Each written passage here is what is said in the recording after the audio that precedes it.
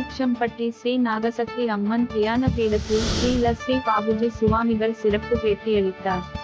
அவர் கூறுகையில் ஆன்லைன் சூதாட்டம் தற்கொலைகள் நடக்க காரணமாக இருக்கிறது.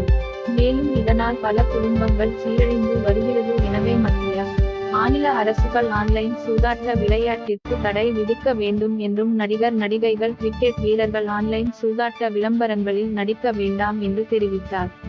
தற்போது கொரோனா தீவிரமடைந்து வருகிறது. பொது மக்கள் பாதுகாப்பாக இருக்க வேண்டும் என்று கேட்டுக் கொண்டார். மேலும் கொரோனா வராமல் இருக்க பஞ்சபூத வழிபாடு மேற்கொள்ளப்படுகிறது என்றும் மேலும் நாகசக்தி அம்மன் தெய்வீக மூலிகை ஆராய்ச்சி மையத்தின் மூலம் நிலவேம்பு கசாயம் ஃபொர்முலா 2 கொரோனா 2 மருந்துகள் 5 லட்சம் மக்களுக்கு தயாராக உள்ளது என்று தெரிவித்தார். பாதிப்படைஞ்சிருக்காங்க. கொரோனா இப்போ வந்து தமிழகத்தில் கொஞ்சம் பரவுறது வேகமாக இருக்குது. இந்தியாவில் 15,000 பேருக்கு மேலே பரவிருக்காங்க. இது கவலைக்கிடமாக கண்டிப்பாக 4வது அலை வர்றதுக்கு வாய்ப்புகள் இருக்குது. அது அடுத்த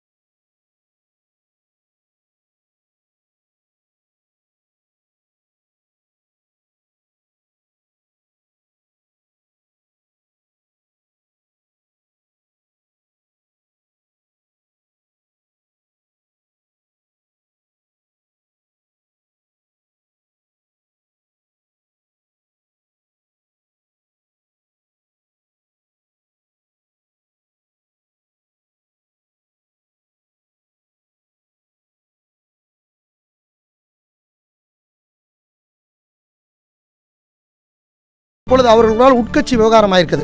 இந்த உட்கட்சி விவகாரத்தில் வந்து ஒற்றை தலைமையா இரட்டை தலைமையாங்கிறது அவங்களுக்குள்ளார இருக்கக்கூடிய முடிவு.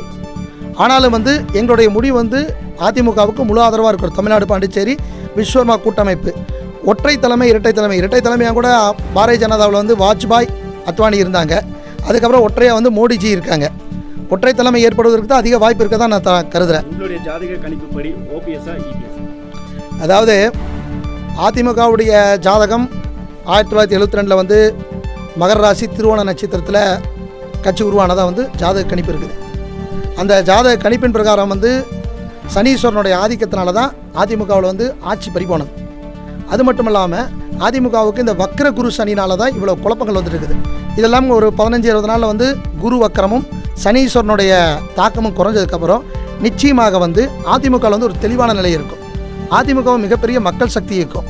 அந்த மக்கள் சக்தி இயக்கம் வந்து மிகப்பெரிய எழுச்சியாக மாறும். வருகின்ற பாராளுமன்ற தேர்தலில் யார் ஜெயிக்கிறதுக்கு அதிக வாய்ப்புகள்?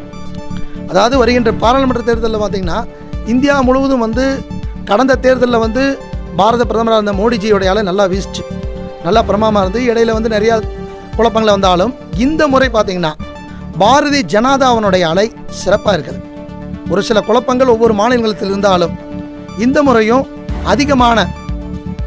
அதிகமான விஷயங்களில் வந்து பாரதிய ஜனதா அதிக இடங்களில் வந்து வருகின்ற தேர்தலில் வந்து வெற்றி பெறுவதற்கு வாய்ப்பு இருக்குது. ஆனால் காலம் முன்னி 2024 இருக்குது. அந்த 24க்குள்ளார் வந்து பல மாற்றங்கள் ஏற்படும். பாரதிய ஜனதாவுடைய கொள்கை முடிவுகள், பாரதிய ஜனதா எடுக்கின்ற முடிவுகள் மக்களுக்கு, இந்திய மக்களுக்கு சாதகமாக இருக்கணும், பாதகம் இல்லாமல் இருக்கணும். அதனால் கணிப்புகள் வந்து மாறுவதற்கு வாய்ப்பு இருக்குது. கணிப்புகள் என்னுடைய கணிப்பு வந்து அதுக்கு ஒரு 3 மாதத்துக்கு முன்னாடி வெளியிட்டால் நல்லாயிருக்கும். இப்போத சூழ்நிலையில் வந்து பாரதிய ஜனதாவுக்கு தான் வாய்ப்புகள் அதிகமாக இருக்குது.